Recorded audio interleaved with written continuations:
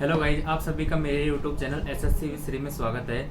आज की जो मैं वीडियो बनाने जा रहा हूँ ये अभी सीजीएल 2023 की प्रिपरेशन की रिगार्डिंग होने वाली है। अभी मैं बीच में घर चला गया था तो काफ़ी टाइम से मैं वीडियो वगैरह नहीं बना पाया था। मैंने आपको बोला भी था कि मैं हर सब्जेक्ट की एक प्रॉपर वीडियो बनाऊंगा कि कैसे कवर करना है। लेकिन उससे पहले मैंने आपको 3 महीने के लिए एक स्ट्रेटेजी बताई थी कि सीजीएल 2023 के लिए कैसे प्रिपेयर करना है। अगर आपने वो वीडियो नहीं देखी तो आप एक बार जाकर देख सकते हो अगर आपको अच्छा लगे तो, ठीक है। और मैं बता देता हूँ कि मेरा जो सीजीएल 2022 में प्री का जो रो स्कोर था वो था 159 और जो 160 के अकॉर्डिंग समथिंग था, जो नॉर्मलाइज होकर 168 हो गया था। तो मेरा प्री का स्कोर 168 था और अभी जो मेंस हुआ था 2022 का उसमें मेरा रो स्कोर जो बन रहा है 293 है, 293। और 3 तारीख को मेरा एग्ज़ाम था तो 300 के समथिंग आसपास हो जाएगा। बाकी CHSL में 2021 का CHSL दिया था मेरा, उसमें प्री में जो रो स्कोर था वो 156 था, ठीक है। अब जो मैं अभी 2023 के लिए प्रिपरेशन कर रहा हूँ आपके साथ, जैसे ही आप कर रहे हो वैसे भी। तो अभी क्या है कि मैंने एक जस्ट कल मॉक दिया था, अभी प्रिपरेशन स्टार्ट किया तो मैंने भी एक बार चेक किया कि मैं अभी कहाँ लाई कर रहा हूँ, क्योंकि आपको भी हर किसी को भी यही करना होता है। अगर प्रिपरेशन स्टार्ट कर रहे हो तो आप एक बार देखो कि मॉक टेस्ट वगैरह, मॉक टेस्ट क्यों होता है कि आपको पता चल पाता है कि आप कहाँ लाई कर रहे हो, कितने नंबर मार्क्स आ रहे हैं, तो उससे पता चलेगा, एक आइडिया होगा कि अभी आपको कितना आता है। तो मैंने भी अभी एक मॉक टेस्ट लगाया था, ठीक है। तो मैं उसका भी आपको एक एनालिसिस बताऊँगा क्या है। और अभी आपको भी अब जैसे प्रिपरेशन वगैरह करनी है, कैसे करनी है, अभी अगर आपने स्टार्ट कर दी होगी, सब अच्छे से कर रहे होंगे, सिलेबस वगैरह भी लगभग काफ़ी कर लिया होगा, कवर नहीं किया होगा तो। और अगर कोई जैसे अभी न्यू है, अभी स्टार्ट करना ही प्रिपेयर किया है, तो भाई वो एक बार उस वीडियो को भी देख ली जो मैंने बनाई हुई है पहले से। और उससे यही बोलूँगा कि जल्दी से जल्दी जितना टाइम हो उतने में कम से कम सिलेबस को कवर करे। वो जितना शॉर्ट एंड स्वीट करेगा उतना ही बेनिफिट रहेगा, क्योंकि प्री में इतना ज़्यादा कुछ नहीं आता है, लेकिन अब कम टाइम है तो आपको कम ही पढ़ना पड़ेगा और उससे ज़्यादा मैक्सिमम बेनिफिट लेने की कोशिश करनी होगी। मैं आपको एक बार मेरा मॉक टेस्ट का बता देता हूँ कि क्या स्कोर रहा और कैसे मैंने अटेम्प्ट किया मॉक टेस्ट को अभी, क्योंकि आप सब बिगिनर होंगे ज़्यादातर 2023 के लिए जो प्रिपेयर कर रहे होंगे, तो आपको किस तरीके से मॉक टेस्ट को अटेम्प्ट करना है, कि आपके मेथड होना चाहिए। तो ठीक है, तो मैं आपको एक बार मॉक टेस्ट का दिखा देता हूँ मेरा। तो भाई ये था मेरा जो मैंने कल मॉक टेस्ट दिया था। ये अभी ये हर कोई जिसने अगर पास लिया हुआ है, नहीं लिया हुआ टेक्स्ट बुक पे, मैं टेक्स्ट बुक पे मॉक टेस्ट देता हूँ, मैंने टेक्स्ट बुक का पास लिया हुआ है तो ये वाला मॉक टेस्ट दिया था। इसको आप भी दे सकते हो अगर आपने टेक्स्ट बुक का पास लिया हुआ नहीं है तो, ठीक है। और जिसने लिया हुआ वो तो दे ही सकता है। तो इसका मैं आपको दिखाता हूँ, मेरा इसमें स्कोर बना था 162.5, हाँ, और 200 में से इसका एक एनालिसिस देखते हैं शॉर्ट। तो जो यहाँ पे मेरा रैंक आया था वो आया था 98.95%। यानी देखो, आपको जब मॉक टेस्ट देना है, थोड़ा पास से, जब आपको मॉक टेस्ट देना है तो आपको अपना रैंक भी देखना है कि, ठीक है, रैंक देखना है और परसेंटाइल देखना है। ये परसेंटाइल क्या होता है कि ये बताता है कि आप कितने परसेंट आगे हो। मतलब अगर 100 स्टूडेंट है तो उसमें आप 98.95 स्टूडेंट से आगे हो, मतलब 99 स्टूडेंट से आगे हो, यानी आप 100 में से उन एक स्टूडेंट में आते हो जो टॉपर हैं, ठीक है। और जो मेरी इसमें एक्यूरेसी रही थी ये 88 पॉइंट कुछ ऐसे रही थी। तो आपको एक्यूरेसी भी मेंटेन करना, कोशिश करो कि 85 प्लस आपकी एक्यूरेसी हो, ठीक है। और जो मेरे स्कोर था मैंने भी बताया 162.5, और जो रैंक आ रही है मेरी 1,53,000 के समथिंग कुछ स्टूडेंट थे, उसमें से 1619वीं रैंक थी। ठीक है, नॉर्मल है, कोई ज़्यादा भी नहीं है तो कम बेकार भी नहीं है। अब स्कोर दिखाता हूँ मैं आपको। तो जो मेरा जो रीजनिंग में स्कोर था 50 आउट ऑफ 50 था, और रीजनिंग को करने में मैंने जो टाइम लिया था वो लिए थे 16-17 मिनट लिए थे, ठीक है। और एक स्टैंडर्ड टाइम भी यही कि रीजनिंग को आप 15 से 18 मिनट के अंदर करो, ठीक है।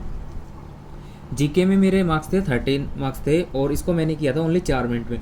और जीके का बस आपको इतना ही टाइम देना है, ज़्यादा से ज़्यादा 5 मिनट 4 मिनट। आपको बहुत ही ज़्यादा आता है जीके में तो 6 मिनट लगा सकते हो आप, इससे ज़्यादा आपको नहीं लगाना है, ठीक है। और मेरे 30 मार्क्स बने थे और मैंने 20 क्वेश्चन करे थे। एक 30 नंबर एक नॉर्मल एवरेज है, अच्छा स्कोर है, ज़्यादा बुरा नहीं है।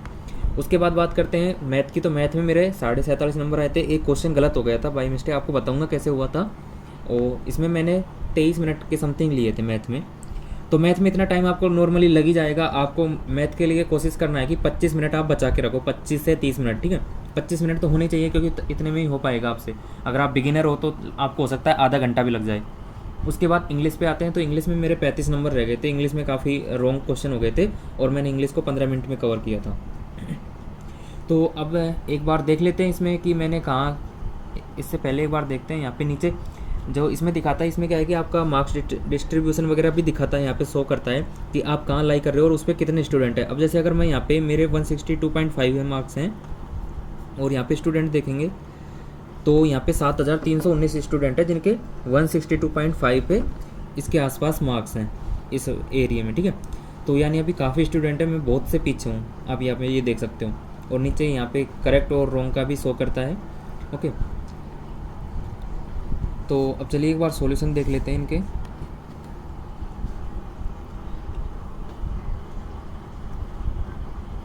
थोड़ा नेटवर्क स्लो इसलिए टाइम लगता है। तो मैंने बताया जैसे कि रीजनिंग में मेरे लगभग 50 आउट ऑफ 50 थे, यानी सारे क्वेश्चन करेक्ट थे। जो गलत हुए थे वो जीके में हुए थे। जीके में जैसे कि मेरे 4 क्वेश्चन गलत हुए थे, 20 मैंने किए थे। तो मैं अगर बताऊं आपको कि गलत क्या हुआ था, कौन सा क्वेश्चन गलत हुआ था, कैसे गलती करते हैं अपन। जैसे कि एक क्वेश्चन था कि सीमेंट में मुख्य घटक है। तो देखो ये मेनली आपको हर किसी को पता होता है कि सीमेंट किस किस से मिल के बना होता है। तो चूना पत्थर होता है मतलब वो, और इसका एक सीमेंट होती है, इसमें सीमेंट में जिप्सम होता है, ठीक है। तो जिप्सम नहीं, इसमें पूछा था कि इसका जो मेन घटक है ना, वो मुख्य घटक है, वो क्या है। तो उसका मुख्य घटक होता है चूना पत्थर। यहाँ पे मैंने क्या किया था, जिप्सम किया था। जिप्सम होता है इसमें, लेकिन जिप्सम भी क्या होता है कि उसका मुख्य घटक होता है चूना पत्थर। यानी इन दोनों चीज़ों का मेन घटक, मेन जो होता है ना, वो होता है चूना पत्थर। इसलिए चूना पत्थर करना था इसमें। तो माइनर चीज़ें, क्वेश्चन को पढ़ने का नज़रिया अलग अलग होता है, इस वजह से क्वेश्चन भी गलत हो जाते हैं कई बार। अब जैसे गर्म रक्त वाले जंतु होते हैं तो ये होते हैं स्तनधारी। तो मैंने क्या है, सरीसृप किया था। ये नॉर्मली बेसिक एक हिंट किया था मैंने, तो गलत हो गया। अब जैसे पहले ये करंट अफेयर का क्वेश्चन था, पहले खेलो इंडिया यूनिवर्सिटी गेम्स का आयोजन कहाँ पे किया गया था। तो देखो यहाँ पे एक कन्फ्यूजिंग चीज़ है, 2 तरह के गेम थे। एक तो खेलो इंडिया यूथ गेम्स, और एक है खेलो इंडिया यूनिवर्सिटी गेम्स। तो मैंने यूथ गेम्स का समझ के कर दिया था इसको, जबकि आपको पूरा देखना है। जैसे आप भी मॉक टेस्ट दो तो आपको चीज़ देखनी है कि यूनिवर्सिटी गेम्स पूछा है या यूथ गेम्स पूछा है। तो इसमें सही जो करेक्ट आंसर था उड़ीसा था, मैंने हरियाणा कर दिया था। तो इस तरीके से आपको जीके को देखना है कि आपको बस गलत नहीं करना। अगर आपको आता है तो उसको अच्छे से पढ़ के दीजिए। मैथ में लगभग मेरा 24 के समथिंग करेक्ट रहे थे।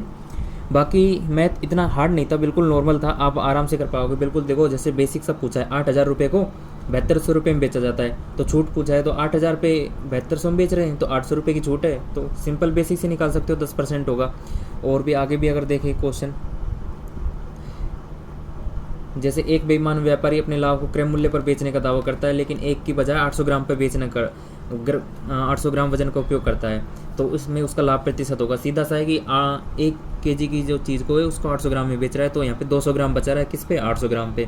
तो सीधा प्रॉफिट आ जाएगा, 25% होगा उसका। और भी बाकी नॉर्मल पूछा था कि 3 घन है, इनके अनुपात का रेशो ये है, और उसको मिला के 1 घन बना रहे हैं जिसका विकर्ण इतना दे रखा था। और इस घन का वैल्यू पूछी थी इसकी भुजाओं की।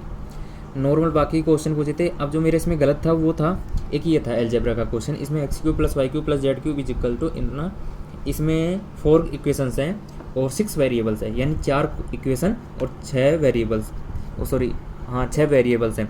तो अपने पास जब ऐसी सिचुएशन होती है तो अपन जो 4 इक्वेशन है तो और 6 वेरिएबल्स है, तो उसमें से जो 2 वेरिएबल बचे उनकी अपन अपनी तरफ से कोई भी वैल्यू पुट कर सकते हैं। तो मैंने ऐसे ही यहाँ पे y और z को 0 के इक्वल पुट किया था, लेकिन मेरे क्या माइनर मिस्टेक हो गई थी, और इसका जो मान वैल्यू आई थी मेरी आई थी शायद 9, जबकि एक्चुअल में आनी थी 12, ठीक है। तो ये इस वजह से क्वेश्चन गलत हो गया था, और इसमें मैंने टाइम भी काफ़ी लगा दिया था क्योंकि थोड़ा लेंथी क्वेश्चन था, इसको वैल्यू पुटिंग से ही कर सकते थे, ठीक है। तो एक क्वेश्चन ये गलत हुआ था। बाकी इंग्लिश में थोड़े ज़्यादा गलत हो गए। देखो इंग्लिश में क्या हुआ था कि एक तो क्वेश्चन ये था, जैसे सिनोनिम का ये वोकैब का क्वेश्चन था स्लोथफुल।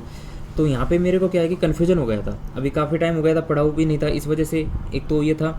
सेकंड कि आपको जब मतलब पढ़ना है तो इसको पूरे अच्छे से पढ़ना है। अभी जब आप पढ़ रहे होगे, अभी तो मैंने क्या है कि कट हो चुका हूँ इन चीज़ों से, अभी अब दोबारा से स्टार्ट करूँगा तो कन्फ्यूजन नहीं रहेगा। मेरा यहाँ पे कन्फ्यूजन था रिवेंजफुल और इसमें फ्रॉड विद रिस्क की, रिस्क भरा हुआ या रिवेंजफुल। तो मैंने क्या किया था कि इसको रिवेंजफुल किया था, सॉरी इसमें लेजी आएगा, आलसी। स्लोथफुल मतलब आलसी होता है। और बाकी जो क्वेश्चन थे उनमें गलत हुआ था, जो क्लोज टेस्ट होता है ना उसमें। तो यही 2-3 चीज़ होती है, एक तो पैराजंबल होता है जहाँ पे आपकी ज़्यादा से ज़्यादा गलती होगी, और एक होगा क्लोज टेस्ट, और एक होंगे पैसेज तो अपने आते ही नहीं है, यही आते हैं 2 चीज़ें, एक तो क्लोज टेस्ट आएगी और एक आएगा पैराजंबल, जो जिसमें से मेरा एक शायद पैराजंबल भी गलत हुआ था, हाँ एक ये पैराजंबल भी रॉन्ग हुआ था। तो 3 ऐसे गलती हो गई थी बाकी, ठीक है।